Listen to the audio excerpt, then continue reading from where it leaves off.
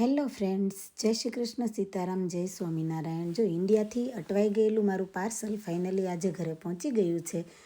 અને પાર્સલ ખોલવાની ખુશી ઓલવેઝ બધાને હોય જ્યારે સ્પેશિયલી ઇન્ડિયાથી આવેલું પાર્સલ હોય ત્યારે, કેમ કે એમાં ઘણી બધી કામની વસ્તુ હોય, ખાવા પીવાની વસ્તુ હોય. અત્યારે મારા હસબન્ડ અને મારા દિયર બંને સામે ઊભા ઊભા જોવે છે, પણ હેલ્પ નથી કરતા. હું એમની સાથે વાતો કરતાં કરતાં આ પાર્સલ ખોલી રહી છું અત્યારે, અને એમને ખીજવું છું કે યાર થોડી હેલ્પ તો કરો. પણ બસ જો બંને સામે ઊભા છે અને મેં ફાઇનલી આ બોક્સ ઓપન કરી દીધું છે. અને તમે જોઈ શકો છો કે આ બોક્સ આખું ફૂલ છે, બધી વસ્તુથી ભરેલું છે. તો જોઈએ આપણે કે શું હાથમાં આવે છે. જેમાં જે આ હું ફર્સ્ટ જે હાથમાં લીધું છે એ આઈ થિંક મારી વસ્તુ નથી, પણ મને ખબર ના હતી કે એ મારી નથી. મારા એક સિસ્ટર ઇન લો નજીકમાં રહે છે, એની એ વસ્તુ હતી, પણ થોડી ઓપન કરતાં મને રિયલાઇઝ થયું કે આ એમની વસ્તુ છે. તો મેં એમને સાઈડમાં મૂકી દીધી અને પછી વન બાય વન હું મારી વસ્તુ ખોલીને જોવા લાગી કે અંદર શું શું છે. તો પહેલાં જે મારા હાથમાં પેકેટ આવ્યું એમાં તો ઘણા બધા નાના નાના પેકેટ હતા, અને એ હતા લોચાના પેકેટ.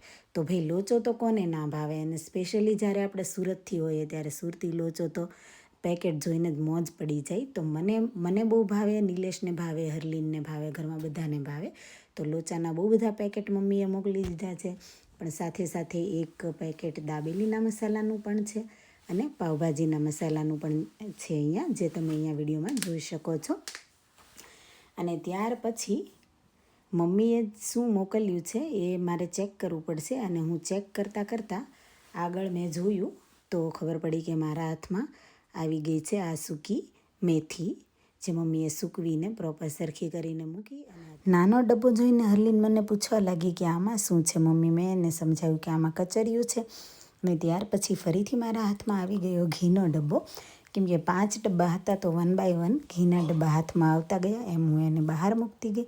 અને હરલીન મને ગોદડી જોઈને પૂછવા લાગી કે આ ગોદડી કોની છે. તો મારા સિસ્ટર ઇન લો જે નજીકમાં રહે છે એના બોય માટે એક ગોદડી મમ્મીએ મોકલી હતી એમની, અને એક બીજી જે વસ્તુ હતી એ બંને થઈને એની 2 વસ્તુ હતી જે એને આપવા જવાની હતી. હરલીનને મેં અહીંયા સમજાવ્યું કે આપણે એને આપી આવશું, આ બંને એમનું છે. અને ત્યાર પછી મારા હાથમાં આવી ગયા છે પાપડ. તો પાપડના પેક પણ મમ્મીએ જોડે જોડે અંદર મૂકી દીધા હતા.